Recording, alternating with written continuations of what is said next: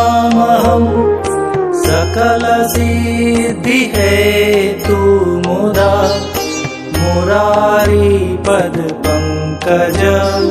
स्फुरदमन्दरेणोत्कटां तटस्थ नवकानन प्रकटमोदपुष्पाम्बुना सुरासुरसुपूजिता स्मरपितुः श्रियं बिभ्रतिम् कलिन्दगिरिमस्तके पतदमन्दपूरोज्ज्वला विलासगमनोल्लसत् प्रकटगण्डशैलोन्नता सघोषगतिदन्तुरा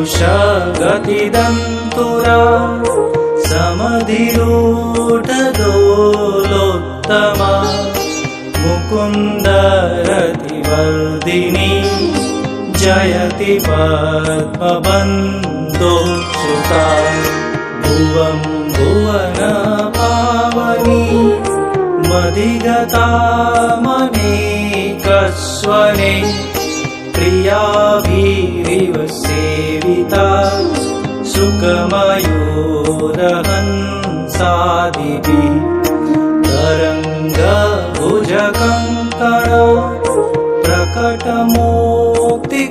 प्रकटमूर्तिकावालुका नितम्बतटसुन्दरी नमत कृष्णतुर्यप्रियाम् अनन्तगुणभूषिते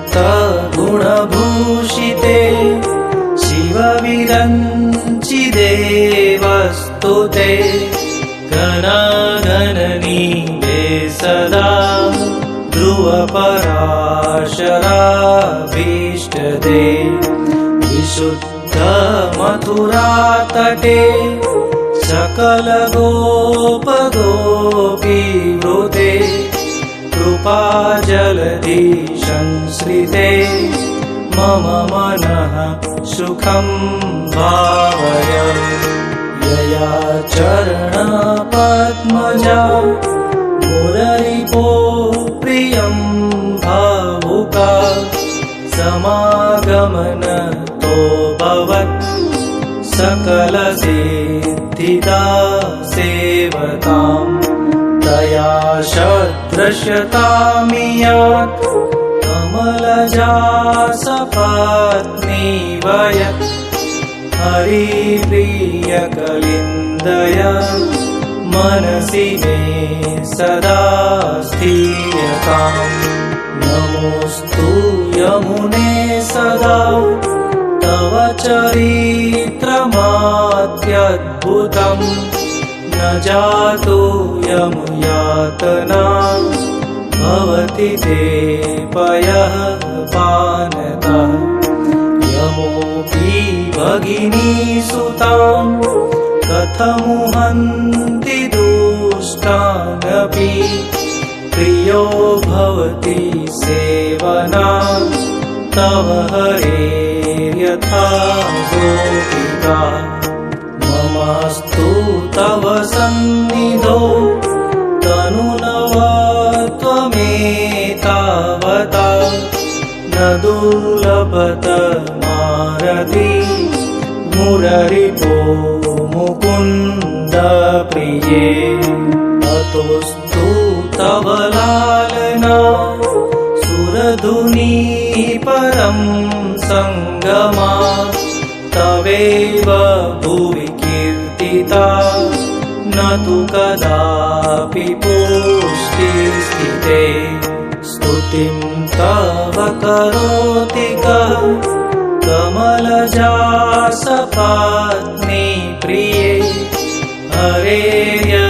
हरेर्यदनुसेवया भवति सौख्यमामोक्षता